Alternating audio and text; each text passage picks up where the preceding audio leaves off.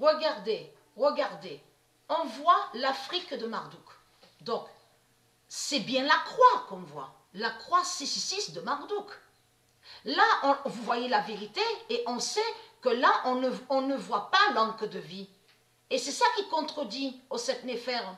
Mais il faut comprendre, sa contradiction est surtout que si, un exemple bien sûr, un exemple, si l'Afrique serait liée avec l'encre de vie, déjà, pourquoi sur toute la terre, il n'y a pas l'encre de vie?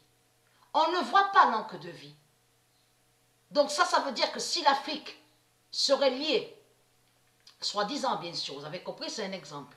Si l'Afrique serait liée avec l'encre de vie, normalement, on ne devait pas voir ces putes, la sale race de putes, avec leur croix 666.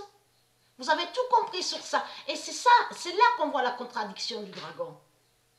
Parce que sur terre, ici, on sait qu'il n'y a plus l'encre de vie de Dieu. Et c'est ça qui trahit aux sept néphères. Donc on sait très bien que l'Afrique qu'on voit parle que de Jésus avec S et parle de la croix. Donc de l'autre côté, on sait que c'est toujours aux sept néphères, mais sous plusieurs facettes, et bien sûr qu'il y a un sorcier et une sorcière, et qui fait croire que soi-disant qu'elle serait liée avec l'encre de vie. Vous avez compris sur ça.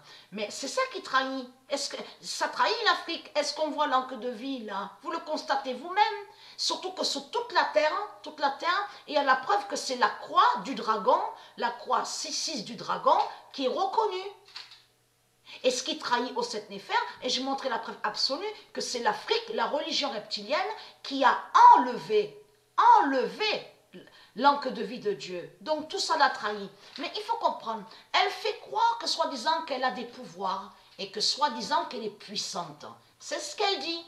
Mais il faut comprendre, pendant qu'elle parle avec sa gueule de pute, la salope, la sorcière, il faut comprendre que Dieu Isis et ses dieux tuent aux sept néphères.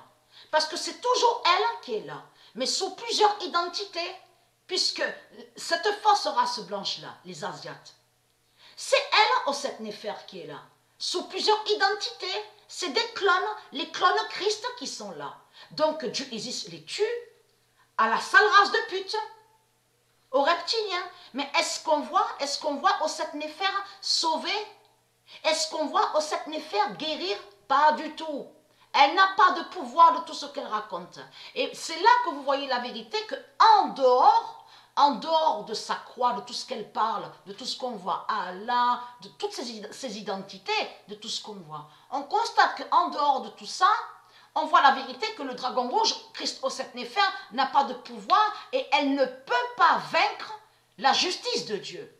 Elle ne peut pas vaincre les séismes, les cataclysmes, la montée des eaux, inondations, les orages, les tonnerres, les pluies. On le constate sur ça, les volcans.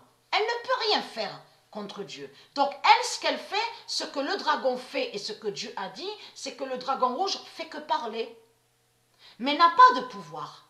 Donc on voit le dragon qui parle de lui, mais de ses religions reptiliennes, de ses sectes. Vous avez compris sur ça.